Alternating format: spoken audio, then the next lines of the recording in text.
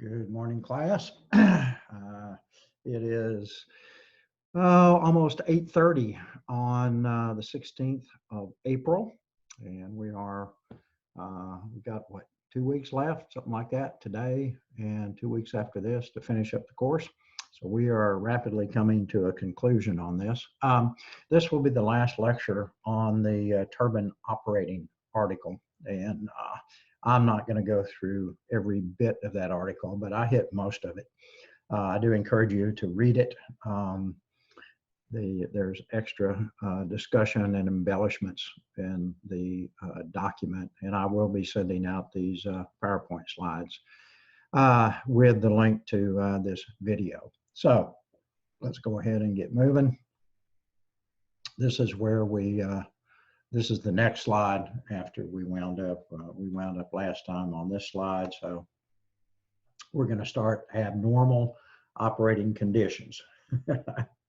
This is one of my favorite topics, and I don't know why, but I think it's interesting to learn about the different ways things can screw up in a plant and how it can affect different pieces of equipment. And turbines being such a critical component, it's can have a major impact on the operation of the particular generating unit. So at any rate, so let's look at the first topic here. This first bullet, low load operation. Excuse me. There are two types of low load operation that can occur. We can have minimum online operation, and it generally occurs at the initial application of load following synchronization to the grid. You know what that means? That's when we electrically connect the generator to the power grid. And that has, literally hundreds of generators pushing power into it, or after the reduction or shedding of load prior to shutting the unit down. So if we're coming up in load, a lot of times this may be the heat soak period where we had a rotor, say we're doing a cold start, and we got it just barely above the FATT, and we want to heat soak it for a little while before we come on up in load and steam temperature and all that. So that kind of, I think, refers to the second bullet. Recommended minimum loads such as 5% of rated load are generally specified by turbine manufacturers to provide safe operation for these instances. So it's kind of like, you don't want to go too low, because if you get your flows too low, you can have overheating in the large blades at the exhaust end of the LP turbines. If you go too high in percent rated minimum load, then you don't have a fairly low temperature soak condition with which you can use to warm the rotor. So a lot goes in to determining what these minimum load recommendations would be. I've seen 3% and I've seen 5%. Okay, operating at loads below these limits may result in overheating in the low pressure turbine exhaust in blade path, which can lead to blade damage, rubbing of stationary rotating parts due to differential expansion. So what can happen is, if you get overheating on some of the rotating blades, the thermal expansion, they may actually grow into the blade path of the stationary blades and the seals and all of this sort of thing. So there's lots of opportunity here for problems. High temperatures are generated when the steam is not doing work on the exhaust end blading, but the blades are in effect doing work on the steam. So if we get a slow enough flow rate through here, the velocity profiles break down and you lose the aerodynamics across the blades, and all of a sudden the steam is not transferring energy to the blades in order to cause it to rotate, but it's kind of the opposite, that the blade is just churning the steam, and all that friction generates heat. And the last bullet, this occurs due to a combination of low steam flow through the blades, high exhaust or condenser pressure, and high inlet steam temperature. So when you're at these very low loads, things are a little bit delicate, and you got to make sure that you stay within the bounds of acceptable operation. Low load operation, there's another effect here. The first of the smaller bullets here, we introduce motoring. And motoring is another consideration when operating a unit online at very low load. So what this basically is referring to, you can get a glitch in the control system. Your turbine valves are barely open. You're passing very, very small amount of steam. If you get any sort of a little glitch in the control system, those valves can shut when they're not supposed to be shut, but they shut.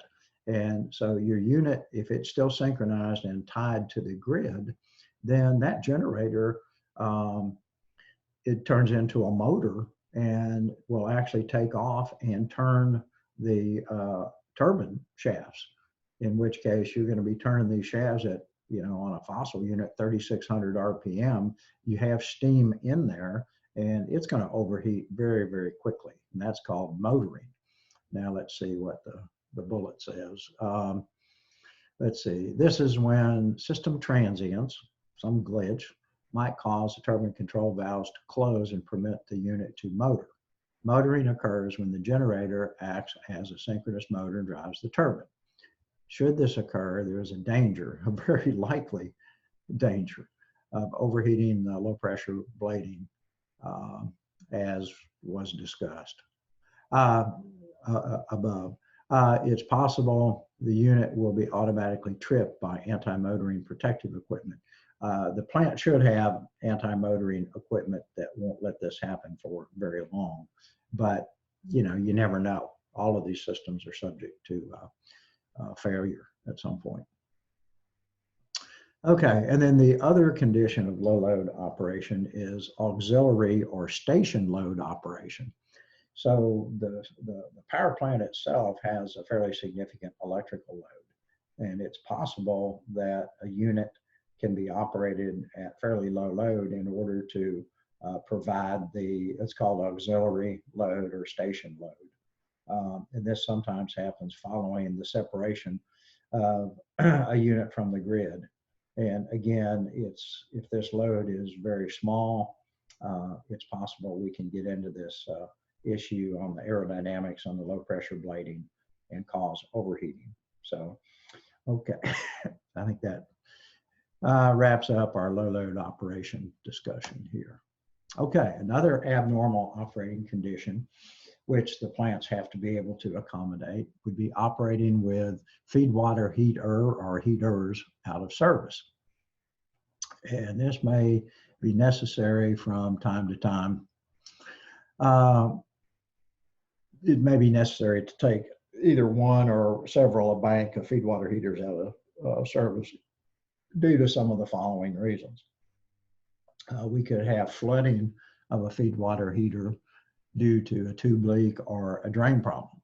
So if you got a tube leak and you got water rushing in,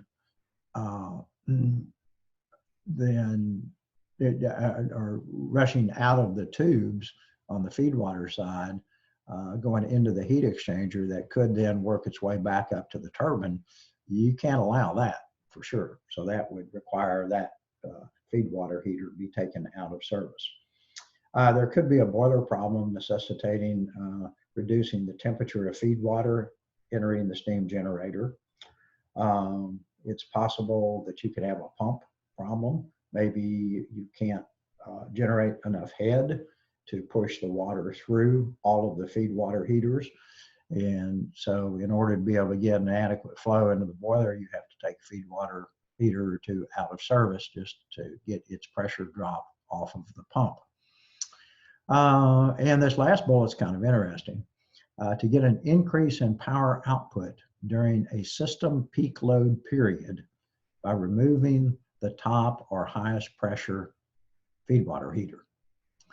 If one or more heaters are taken out of service and the turbine throttle steam flow is not changed, then steam flow increases in the turbine blade path downstream of the inactive extraction point. Since steam that normally would be extracted isn't extracted, so it remains in the turbine, and so you have more steam through at least some stages of your turbine, and that's going to increase the kW, or the power generated. The kW output will increase as a result, and thermal cycle efficiency will decrease, and this can overstress the blades. The efficiency is going to decrease because when you put more steam than is designed for through some of the stages of the turbine, you get off of the optimization point, which would be the normal full load operating condition for those blade rows and blades. And so if you're going to stuff an extra 5 or 10 or 15% steam through those blade rows, you will push them harder, you will get more power out, but the overall efficiency of those sections will decrease. And here's a picture. This is figure 15, cut and pasted from the back of the article. And you see we're showing this middle feed water heater, the valve closed on it. And so steam that normally should come through this valve that's now closed into the feed water heater, and that condensate moved backwards. Now that steam stays in the turbine. So all of the stages and blades from this point all the way through the rest of the turbine are going to see more steam flow than if this is a full load operation. That's more than they were designed for. And so you'll get more megawatts out than you normally would have with the same inlet throttle flow. Okay. I think our final topics here have to do with water induction. So many water incidents go undetected because no significant damage has resulted, or at least has been detected. Others cause damage not apparent until the next inspection. Severe water incidents cause extensive damage and force the unit out of service for long periods of time. Two basic types of water incidents are water that gets inducted from outside the turbine into the turbine, and the second type is water that accumulates within the turbine, gets pulled through the turbine. Water induction is the most common of these two types, and is defined as the induction of a fluid or cool vapor into zones of a steam turbine from a source external to the turbine. Water accumulation is the collection usually of condensate or condensed steam in some zone or area of the steam turbine.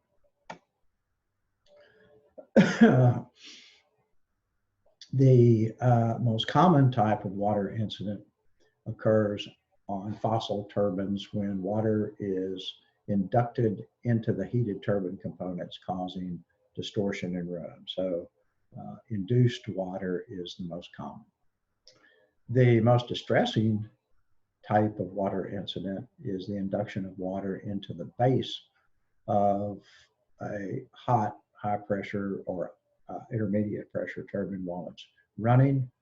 The chilling of the base of the HP or IP cylinder causes the cylinder to pump moving stationary parts into a path of rotating components, and you get rubs, and this is really not good.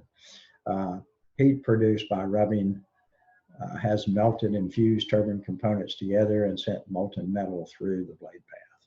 And that's obviously a pretty bad thing.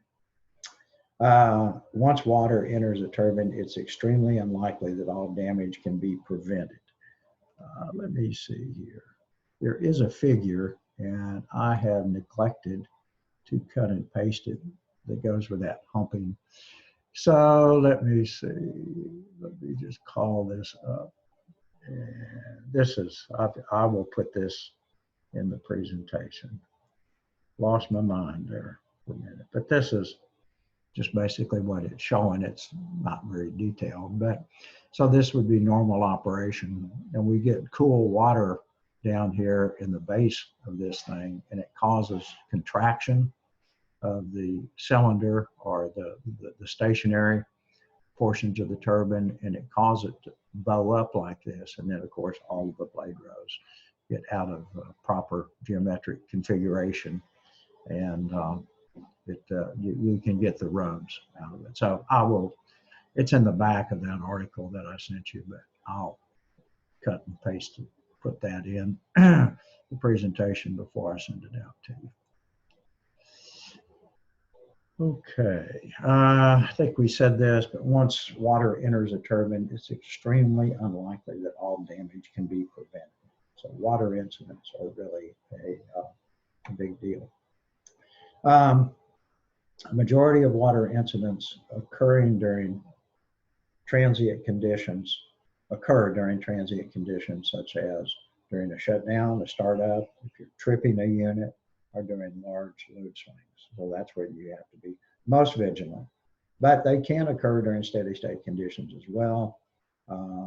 Vessels that contain water on a regular basis, boiler, feed water heaters, deaerator, and there's the flash tanks and other miscellaneous tanks in a system that constantly contain water.